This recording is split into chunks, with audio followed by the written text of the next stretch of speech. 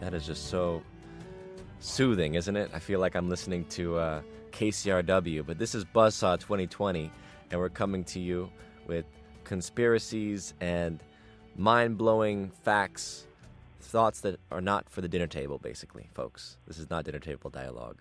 I'm here thanks to Monument Podcasts, and we're happy to have Doug Cirignano on today. His book, American Conspiracies and Cover Ups, is out on Amazon, and all major booksellers. It's a great insight into the truth about conspiracies. I want to get into this with Doug here because I'm so-called conspiracy theorist, and I call myself a conspiracy realist. But people will say conspiracy theorist on Wikipedia and all that kind of stuff. And so I want to start by asking you, Doug, when did you start getting into the realm of conspiracy? Well, I grew up in the 70s, and in the 70s, with the baby boomers, it was natural to question the government, question the establishment. It was a bunch of hippies back then. And actually, I started, I got underground newspapers, starting in 1979. That's when I started realizing about the New World Order and whatnot. I think a lot of people started getting into it with the advent of the Internet, 90, 95, because there's so much information over the Internet about it. But I really got into it before then. In 1975, I got some underground newspapers. Yeah, there were a lot of papers back then. I mean, I know back to the 70s and 80s, you had things like EIR, Executive Intelligence Review. I guess they came a little later, but like LaRouche's people, and you had the socialists and others, they were putting out papers. I mean, you had some progressive, very progressive thought that was coming out into the communities. But like you said, I remember being a kid in 2000, 2002 especially. I mean, that was a big time, right after 9/11. And you'd pick up videos, VHSs, talking about, the conspiracy of the Iran-Contra conspiracy, right? Going deeper into how the U.S. CIA and George Bush facilitated the cocaine to come in the 1980s into America, right? And then you had videos like Jordan Maxwell and David Icke and talking about the aliens and the bigger global consciousness conspiracy, right? And so I really got into it. And then all of a sudden, I'm talking about the Illuminati, and people are kind of nodding their head like they have no idea what I'm saying. And then 2012 rolls around and YouTube is out and everyone's saying Illuminati, right? It's like, oh yeah, of course, Jay-Z and all these music videos and the symbolism. So now it becomes more current and mainstream. So in terms of your research, what really hooked you though? I mean, was it were you aware, were you awake in the 70s, or were you just sort of as time went on, you became more awake, or what was it JFK? What was the defining moment for you? Well, I think 1979, I got this newsletter called Cosmic Awareness Communications, and you guys can check that out. There was a psychic in the organization. He talked about all sorts of things like Edgar Casey was, But Edgar Casey? One of the things he was a continuation of Edgar Casey's work. Mm-hmm. But Edgar Casey didn't talk about political conspiracies. Right. But this psychic did. Talked about the New World Order and how the Federal Reserve is privately owned and how the Council on Foreign Relations is running everything. So and the Illuminati is behind everything. That's how I got into it. But I didn't believe it just because the psychic said it. He said, go check out this book, go check out that book. Some psychics are for real, some psychics aren't, so you got to be careful. But that's how I got into it. If you guys want to check out Cosmic Awareness Communications, I think it's a pretty good, accurate thing. And then I always wanted to be a muckraking journalist. So about 10 years ago, I started interviewing authors about conspiracy theories and whatnot. And then about 2 years ago, I realized I had so many together, they would make a good book, Mm-hmm. And then you helped me send it off to Skyhorse Publishing. And Skyhorse, they're the biggest publisher of conspiracy theory literature. And so I'm proud to get published by them. They publish Jesse Ventura. Mm-hmm. They publish Jerome Kersey, Roger Stone, Donald Trump's associate. Actually, the same editor who edited Roger Stone also edited my book. So I'm happy to be published by Skyhorse. Absolutely, no, your book is really fascinating. Because you like you said, you interview people basically who are more authoritative on the subjects, but it's like when you're dealing with conspiracies in America, it's become so, how do you say, it's become so common in a sense, right? That we can sit here and go, look, it's constantly conspiracies. We understand that. There's social engineering that goes on that basically is trying to broadcast a certain frequency to people to say, the government, either if it's Obama, it's a good government. If it's Trump, it's a bad government, right? And we have this sort of narrative. And then it's like whatever Trump does, it's bad. But they never get into the heart of what is the New World Order. And I did a book, on this subject, New World Order, that I published a few years back. And basically I was looking into this question of, is the New World Order, you got it there, yeah, is the New World Order really about America being a continuation of the British Empire? And I just focused on the facts of the things I could prove. The bigger question obviously gets into things like the Federal Reserve System and the nature of money itself. But the idea is, look, there's a continuous conspiracy here. We can't just limit this and go, well, there's JFK, which, we suspect that there was multiple shooters. But hey, when it comes to 9/11, I believe the government story. It's like, no, you have to understand, you can't trust these people. They're in power for for nefarious purposes and by nefarious purposes of getting there in the first place. So, what do you like? How can we kind of encapsulate the global picture in your understanding, your research? All these years you've put together, a lot of hard work. I think powerful men from behind the scenes, international bankers, have been manipulating things ever since the Illuminati was created in 1789. And so these are the guys who have the power, international bankers, probably Rothschilds, Rockefellers, and they want to have a one-world government. And the ultimate proof of it is the United Nations 21 plan, I think. Agenda 21. The United Nations 21 plan is, as you know, they're telling us eventually global warming is supposed to get so bad that we all have to move into United Nations 21 cities. Otherwise, we're going to be destroyed by global warming. So this is the ultimate, this is the center of it. This is the center of the deep state in the New World Order, I think, is this idea we're going to have to lose our liberties to United Nations world government. And I personally think the global warming is exaggeration. I think it's probably not what they say it is. I asked Jim Mars about that when I interviewed him, and he said, yeah, I don't think we have to worry about it for another 100,000 years. What do you think? What do you think about global warming? Who, me? I think global warming is one of those issues where I simply tell people, like, if you're an environmentalist, I consider myself someone who's very aware of our relationship to nature.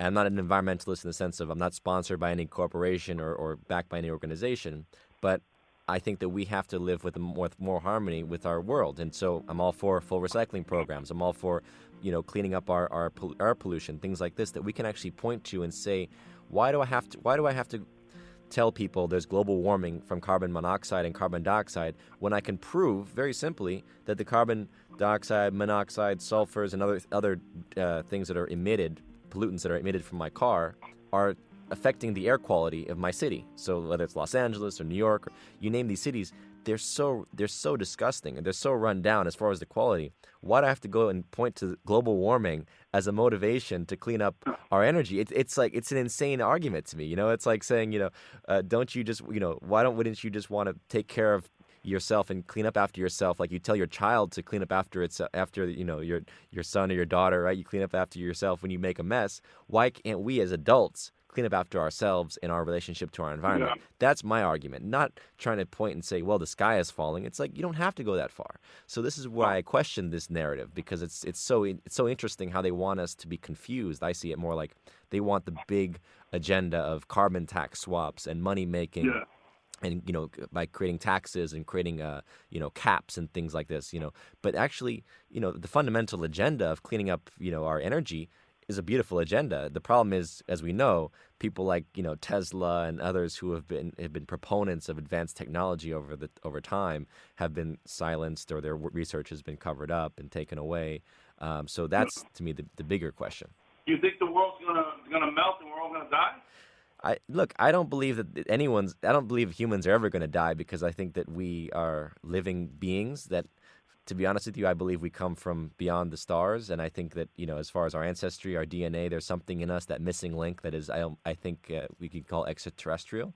And I believe that we're as soul beings, we're not going to ever end, even if we die in physical form. But fundamentally, I don't see the end of the human race happening. Even if you had collapses, as we've seen, I think historically, we've seen things like Atlantis, as it's called, collapses of civilizations over millennia here, that occurs. Populations can collapse. You can have devastating things that occur, but human life will continue, just like the Earth itself will continue, because that's the nature of life. Life prevails.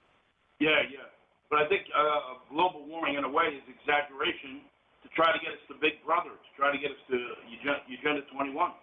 Right. So again, going to that issue of it's not about the issue of, hey, why don't we just clean up our environment? Why don't we take care of our, cleaning up after ourselves, like any 7-year-old knows? That's not the question. That you can't debate that. We need to do that.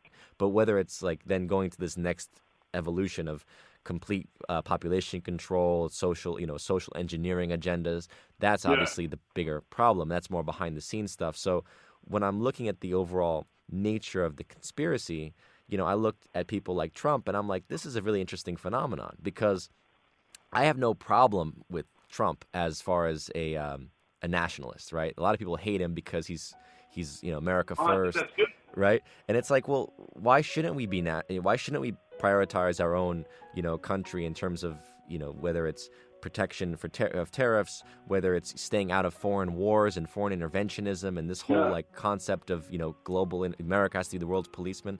So why can't we be in that direction? But when it comes to maybe the environmental things, I think he's too much on the side of big oil and big coal, and I don't think that he's focused on the clean energy that he should know, by the way, because his uncle, I think it was John Trump, was the guy that looked through Nikola Tesla's files when he died. Did you know that?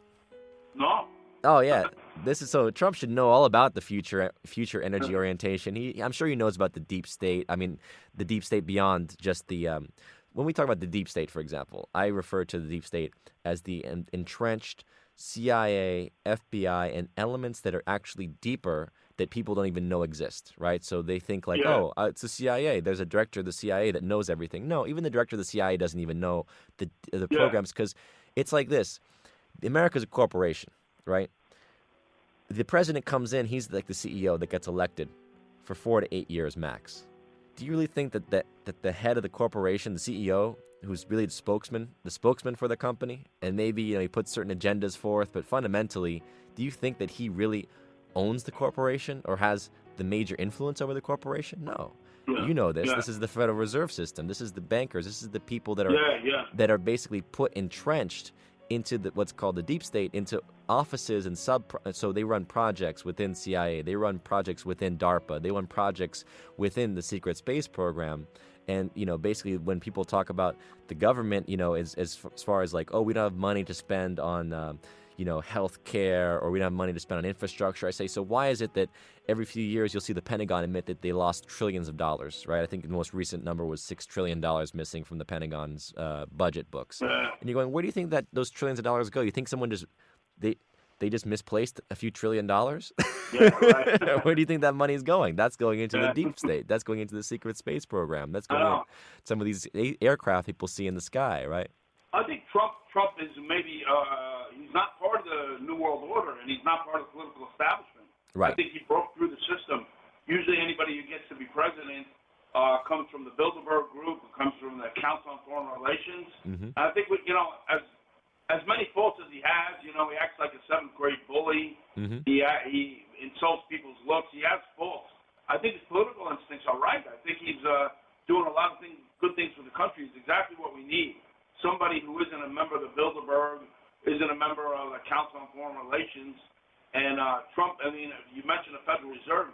He understands that the Federal Reserve is at the heart of the troubles of our country, because we shouldn't have a central bank charging its interest.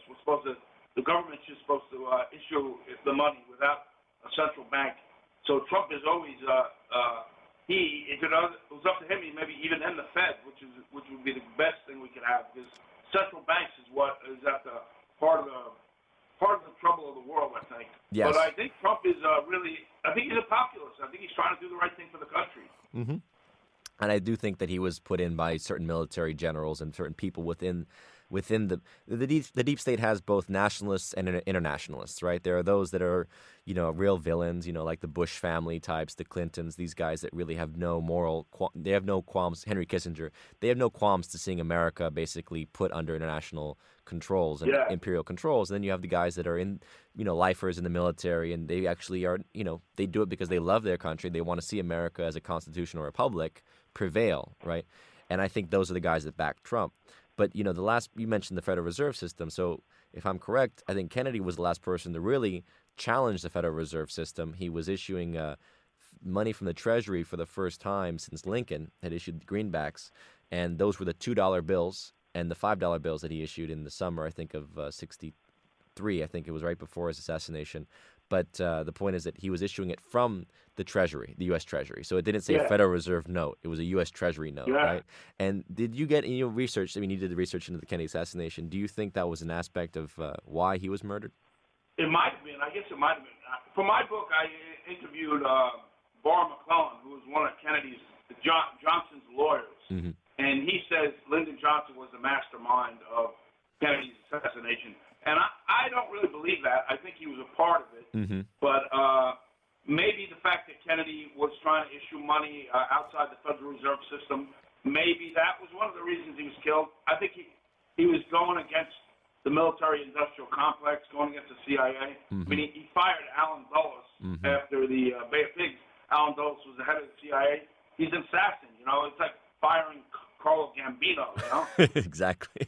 Which they also went. They also went after those guys too, right? I mean, who was who got sent? Who got deported? Was it Marcello or Marcello? Marcello got deported, right? Yeah. So of course, and people don't realize the mafia's connection to the intelligence community. I mean, this is one of the things that this is how the mainstream media lies to you, because they want the public to believe a certain picture of reality, where it's like, the FBI and the CIA, they're above board. They operate above the, in conjunction with the law. And then you have the illicit underground mafia, the types of the Gambino families, the Marcellos, the Traficantes. Yeah. And they're, they operate, basically outside the law. Well, actually, if you really look at it, they operate outside the law because the FBI and the CIA and others enable them to act outside the law, and they protect them whenever the law enforcement community actually does try to bust them. And if they do get busted, there's I guarantee you there's a reason why they're getting taken out, right? I mean, it's like that there's it's like when they took out what's his name, Escobar, right? Escobar, who's pretty much been operating, he's been doing exactly what the CIA and the intelligence community wanted, which was to flood the world with cocaine, because people forget, where does all the drug money go? Well, it goes into the banking system, right? It goes right back in, it goes into Citibank, it goes into Chase, it's all laundered into our banking system and keeps our our economy flowing. So why did they arrest him? So why did Escobar get taken out, right? There must, there's always been speculation. One was that Escobar, he apparently had a photo with Bush Jr., I think, or one of the Bush family that had been flying cocaine at one point. So he basically had a photo. Either that, or he had some evidence. He had something basically that would have endangered Bush Sr. Just like, by the way, Noriega is more clear. Manuel Noriega was a CIA asset, proven. Yeah. He's running Panama, which is the major shipping and trafficking point for the cocaine and for the money laundering that's coming from that operation. The Bushes were big with drug dealing, weren't they? They exactly. A lot of drugs. Well, that's the whole point, So the point is that as soon as Bush Sr. gets into office, who does he invade? He invades Panama to take out Noriega.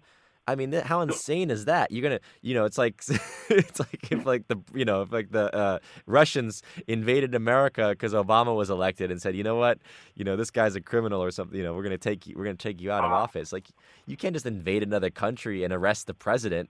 Who gave us that authority? Right, America. But that was that was the whole Panama invasion in '89. People forget about that, but it was really to cover up. He was trying to keep Noriega silent because Noriega had dirt on him. Oh yeah, of course. I mean, Noriega had a lot. I mean, Noriega was he was a CIA guy.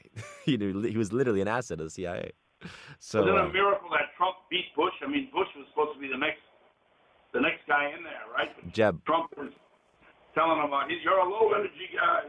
Yeah, no, it's amazing what's happening right now, and I'm very curious to see. But in terms of I guess just in terms of the overall nature of this, American conspiracies and cover-ups, the thread, as we talked about, is an aspect of central bank controls of behind the scenes, players and personnel. But there's also this mainstream media thing, and I'm curious about your conversation with Chomsky, because Chomsky's someone that he kind of believes 9/11 was not an inside job. I guess he's never been outspoken on that, but he's always been very good at going after the mainstream media, because this is how the control structures are in place. This is how people believe this is America is the good guy. We're we operate by the law. Yeah. All this. What's your feeling on the mainstream media? I mean, how is it controlled? I feel maybe it's controlled. So many of the people who run the media belong to the Council on Foreign Relations. Mm-hmm. And so, maybe the media is taking its order from the Council on Foreign Relations, or maybe the CIA, because the Church Committee in 1975, they found that the CIA had so many connections to the media and can manipulate the media. So if we have an inept media, I really think maybe it's the CFR, Council on Foreign Relations, and the Church Committee that's doing it. I know, because there's so many things, like just the Bilderberg Group, these are the most important people in the world. They go up for a meeting, and the media doesn't report on it at all. Mm-hmm. What explanation could there be for that? Exactly. It's like, but Chomsky, he doesn't believe in conspiracies, Chomsky. And he just believes that it's an inept system, that the corporate interests are controlling the media and doing what the corporate interests will protect the corporate interests. He doesn't believe it's any conspiracy, though. But I think it could be through the Council on Foreign Relations and the CIA. Yeah, well, and certainly those are aspects of the control. Money, though, and the major corporate interests, as we know, is huge. I mean, look at the drug companies. 60 to 70% of, like Fox, for example, their commercial revenue is from the big drug companies. So, of course, they're never going to attack, question vaccines or question, the medicines and the things that are being pushed by big pharma. So, I guess my last question, though, is if you could look across time and say there's one conspiracy that I would love to know more about, or really to know the answer to, what would it be? I would say maybe that international bankers are trying to control the world through central banks. Central banks of the world, everybody's taking money from them, and they charge too much interest, so we're inevitably going to have debt. And they issue money off the gold standard or out of proportion with the expansion of goods and services, so there's going to be inflation. If each country raised its own money through import and excise taxes, and then we wouldn't have debt, and if it was in proper proportion, we wouldn't have inflation, and that's how we could get free from the conspiracy, from the conspiracy of the super rich to screw the common man. If we got free of the banking system, each country issued its own money. Yes. Say that's it. Yeah, I think you're right on point there. I think this is the overarching control apparatus for the globe, right? Is banking, and how basically we're all debt slaves. We don't own this. We own this. We take this money at interest. Basically, we walk around. We think that we're lucky to get a paycheck, and really, America's we're only operating because of our credit cards. We're all beholden to the banks, and it's a fascinating spiral that we're on. I really hope that we can get out of it before we all plummet into another Great Depression or collapse, because there's just no way the system can sustain itself.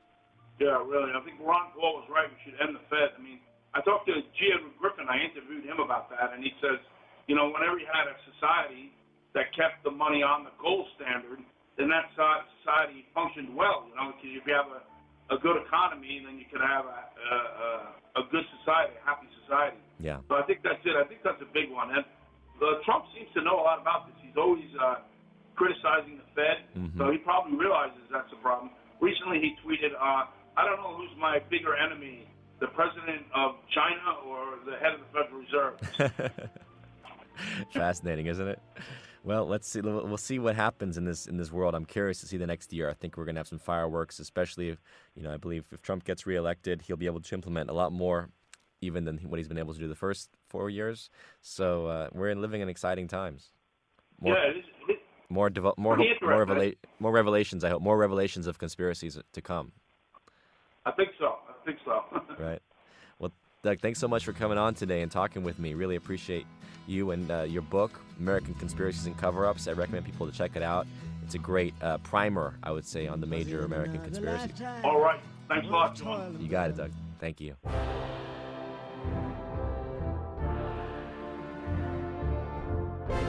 This has been a Monuments production.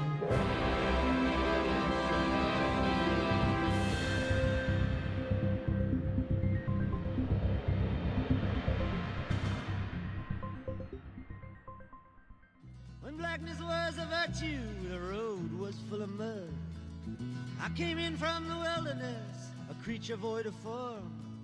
Come in, she said, I'll give you shelter from the storm.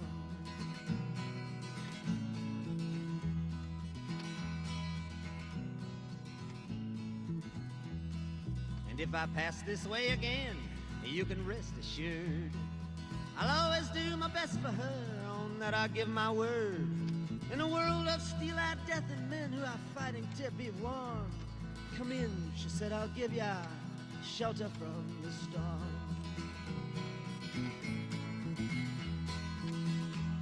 Not a word was spoke between us, there was little risk involved. Everything up to that point had been left unresolved. Try imagining a place where it's always safe and warm. Come in, she said, I'll give ya shelter from the storm.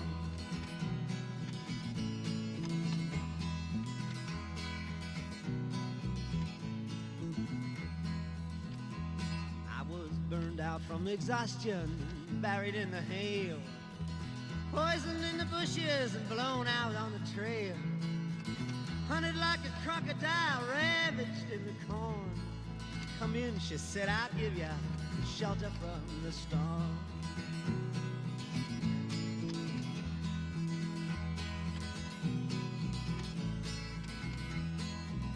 Suddenly I turned around and she was standing there, with silver bracelets on her wrists and flowers in her hair. She walked up to me so gracefully and took my crown of thorns. Come in, she said, I'll give you shelter from the storm.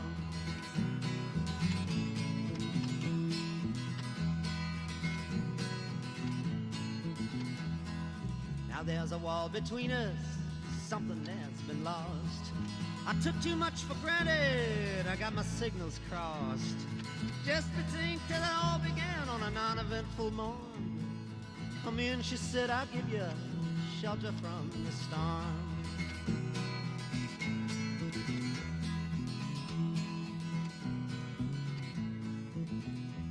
Well, the deputy walks on hard nails and the preacher rides a mount. But nothing really matters much, it's doom alone that counts. And the one-eyed undertaker, he blows a feudal horn. Come in, she said, I'll give ya shelter from the storm.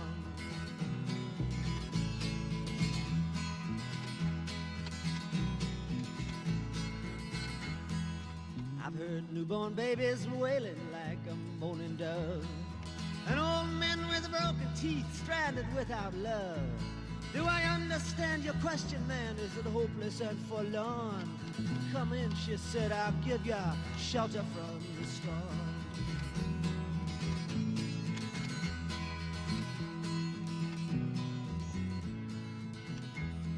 In a little hilltop village, they gambled for my clothes. I bargained for salvation and she gave me a lethal dose. I offered up my innocence, I got repaid with scorn. Come in, she said, I'll give you shelter from the storm.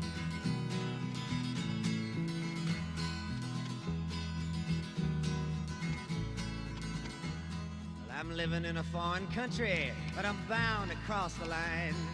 Beauty walks a razor's edge, someday I'll make it mine. If I could only turn back the clock to when God and her were born. Come in, she said, I'll give ya shelter from the storm.